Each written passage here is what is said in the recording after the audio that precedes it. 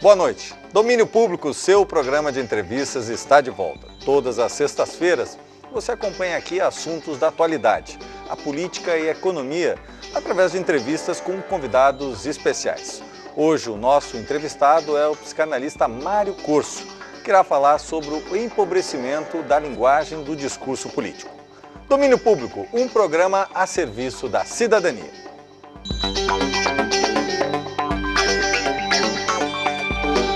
O psicanalista Mário Corso é professor da Unicinos e reflete, através de seus artigos, sobre a questão do empobrecimento da linguagem do discurso político. Boa noite, professor Mário Corso. O que leva a este empobrecimento da linguagem, do próprio discurso político, na tua opinião? Eu acho que é um vazio, assim, eu acho que é um vazio do momento político que a gente vive. Na verdade, acho que a gente vive um momento novo que a gente não dimensiona ainda bem como é que vai ser. Mas é certo, se a gente pegar assim as últimas eleições, eu digo não a última, as 2 ou 3 últimas, a gente começa a escutar os políticos a falar e se você pode ver que eles podem falar praticamente a mesma coisa e são de partidos completamente opostos, né? Então tu não consegue mais pelo discurso saber o que eles estão falando.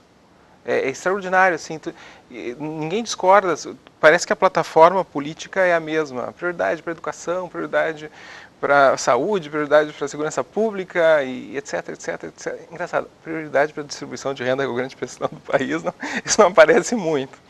Mas, enfim, então, o que acontece que posições, a questão é, por que pessoas com posições políticas de partidos diferentes, com práticas políticas diferentes, conseguem falar a mesma coisa? Ou seja, não tem uma correspondência entre o que se fala e o que se diz, né? Então, o que aconteceu que que o discurso perdeu a possibilidade de falar para as pessoas, né?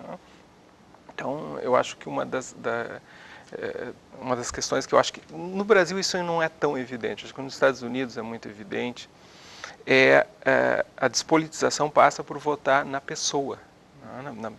No indivíduo mesmo, né?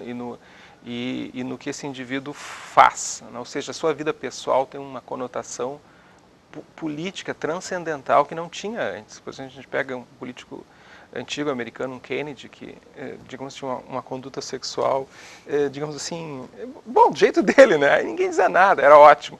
Já o Clinton pagou o mundo pagou o preço, porque o Clinton perde ali, os democratas são alijados do poder, a guerra do Iraque tem uma correspondência com isso, ou seja, que preço que o mundo pagou por essa diferença na qualificação do político. Mas isso eu acho o seguinte, ó, como tu não tem como a palavra não tem uma credibilidade, as pessoas vão em busca de um valor de verdade. Qual que é esse valor de verdade? É a vida do sujeito, isso não mente. Ou seja, é um rebaixamento da política absurda, mas é o que algumas pessoas estão fazendo. Então, elas não conseguem mais acreditar no que é dito e acabam acreditando no que a pessoa faz, né?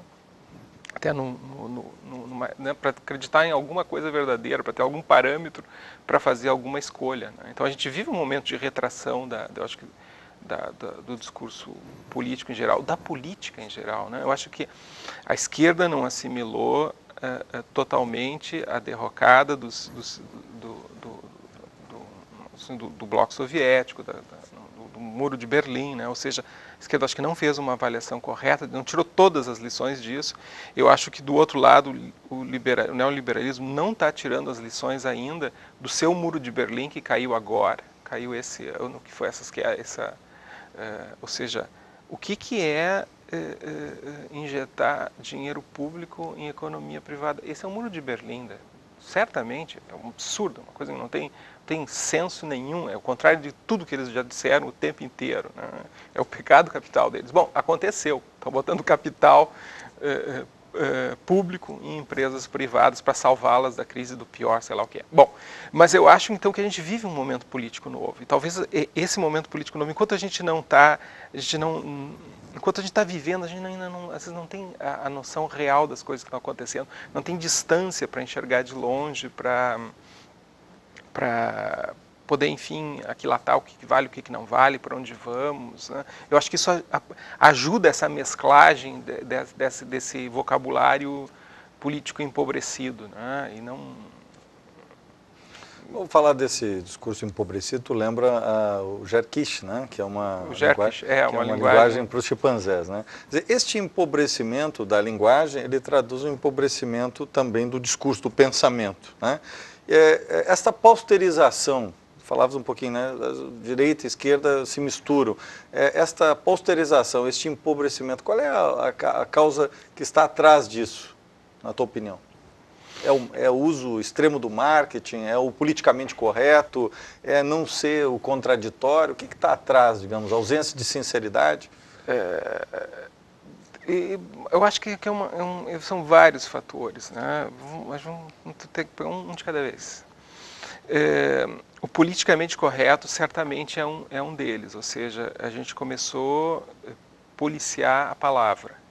Eu acho que isso é correto para algumas questões, né? A gente importou isso dos Estados Unidos e é correto. Eu acho que no campo de vista da questão racial, da questão sexual, tu não pode usar qualquer palavra, né? São palavras que são claramente ofensivas, que têm uma conotação pejorativa. Então, eu acho que dizer é fazer, ou seja, acostumar a pessoa a policiar essa linguagem, o que pode, o que não pode. Não se trata de um empobrecimento, se trata de um ato de reflexão sobre o peso do valor da palavra. Ok, para algumas coisas, mas para o resto, assim, o politicamente correto